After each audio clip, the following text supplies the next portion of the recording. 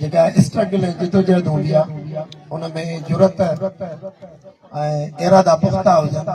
टिजो ऐं डपु सिर्फ़ु अलाह पाक जो हुजे, कंहिं बंदे जो न हुजे।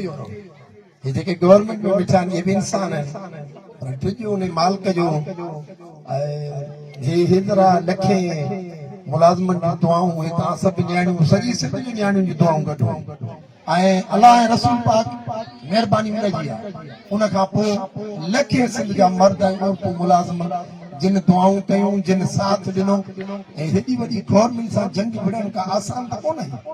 हा, मां तॾहिं विढ़ां थो जॾहिं लखे माण्हू मुंहिंजी बेकुनि बीठा ऐं लखे माण्हू गॾु पोइ ॾिज कोन ऐं ख़ुदा ताला मदद कई नेक नियती सचाई जे बुनियाद ते इहे जंगी ऐं असां फतह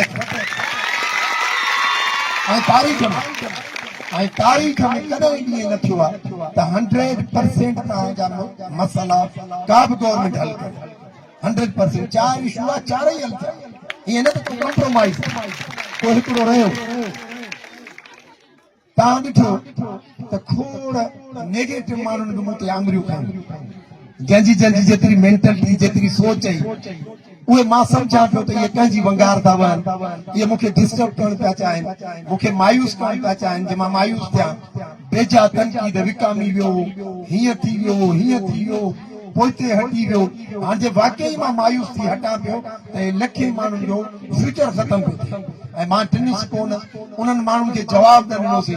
हा, लफ़्ज़ एतिरा चया, इन्हनि खे जवाब ॾिबो नोटिफिकेशन जी सूरत में, मेल जी सूरत में, उन्हनि खे जवाब ईअं। पर मां उन्हनि सभिनी उन्हनि दोस्तनि खे तव्हांजे थ्रू इहो बि मैसेज ॾियां थो, हाणे त वॾी फतह आहे, हाणे त का पोस्ट रखो, नेगेटिव त मुंहिंजे लाइ लिखियो, हाणे त रखो, हाणे त तव्हांजो हुकुम वरितो आहे।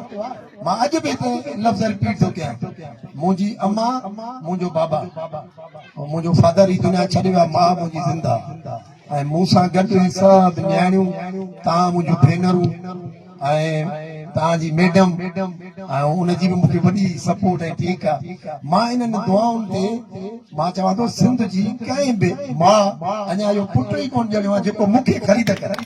मां बि फिक्स ॾिठियूं हूंदियूं गवर्नमेंट सां, हे हीअं आङुर करे ॻाल्हाए था, जे मां विकानंद हुजां न, ख़रीद थियल हुजां न, कॾहिं बि मां आङुर न कयां, कॾहिं बि वज़ीर आला सिंध ते आङुर न कयां, चीफ सेक्रेटरी सिंध ते आङुर न कयां।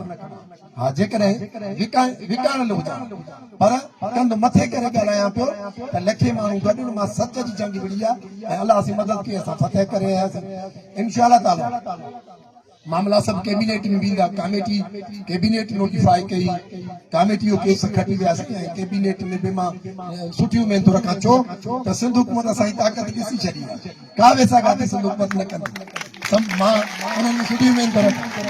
मां तव्हांजे फोरम तां चीफ सेक्रेटरी सिंध जो हिन सॼी तहरीक में ज़िक्र बि कयो, अॼु मां उनजो सुठनि लफ़्ज़नि में इहो ज़िक्र थो करणु थो चाहियां त असां मुलाज़िमनि जी हिकिड़ी फैमिली आहे, माना जीअं फैमिली मेंबर उन्हनि जो वॾो असांजो चीफ सेक्रेटरी आहे जेको पूरी फैमिली जो उनजो बि वॾो पॉज़िटिव किरदारु रहियो असांजे हिन टास्क कराइण में, असांजे कैबिनेट में असांजो केस मिलण, सिंध जे मुलाज़िमनि हुन वकालत कई।